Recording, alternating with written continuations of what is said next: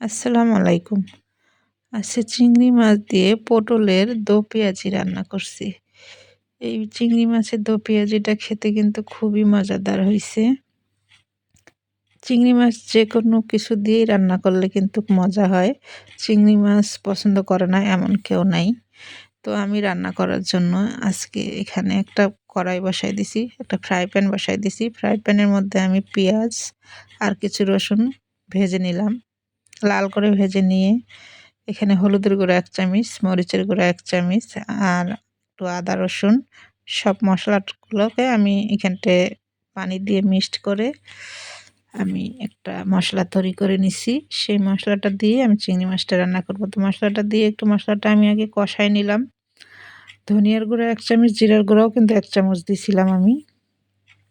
দিয়ে আমি চিংড়ি মাছটাকে একটু দেখতেই পাচ্ছেন মশলার মধ্যে একটু কষায় নিচ্ছি। মশলার মধ্যে খুব সুন্দর করে একটু কষানো হয়ে গেলে আমি একটু সামান্য পানি দিয়ে কষাবো যাতে মাছের ভিতরে মশলাটা ঢুকে আর মাছটা একটু সিদ্ধ হয়। আর আমি এখানে পটল দিয়ে রান্না করার জন্য পটলটাকে ছিলে ২ ফালি করে আমি পটলটাকে ভেজে আলাদা করে রেখে দিছি। এটা আমি ভিডিওটা দেখানো হয়নি। পটল ভাজতে তো সবাই পারেন। এটা বলার কিছু নাই, দেখে নিলেই হয়ে যাবে। তো পটলটাকে সাথে দিয়ে দিলাম, দিয়ে একটু মশলাটাকে খুব সুন্দর করে নেড়ে চেড়ে দিচ্ছি, মিক্সড করে দিচ্ছি।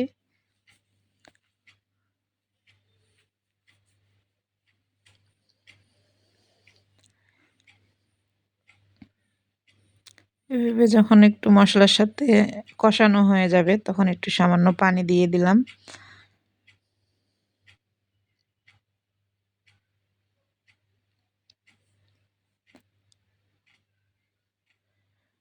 সামান্য একটু পানি দিয়ে নাড়াচাড়া করে আমি কয়েকটা কাঁচামরিচ দিয়ে আমি একটু ঢেকে দিলাম।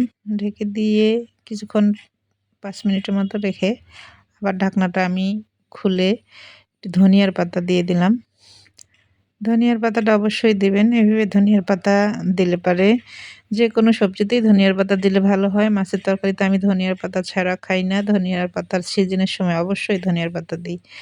তো চিংড়ি মাছের রেসিপি হয়ে গেল আমার। দেখতেই পাচ্ছেন কতটা সুন্দর হয়েছে। কালারটাও অনেক সুন্দর হয়েছে। চিংড়ি মাছ পছন্দ করে না এমন কেউ নাই। চিংড়ি মাছ যেকোনো কিছুর সাথেই কিন্তু রান্না করে খাওয়া যায়। তো আমার এই রেসিপিটা ভালো লাগলে অবশ্যই লাইক, কমেন্ট, শেয়ার করিয়েন। আবার কোনো নতুন ভিডিও নিয়ে আসবো। এই পর্যন্ত এই ভিডিও থাকলো। ভালো থাকবেন সবাই। আল্লাহ হাফেজ।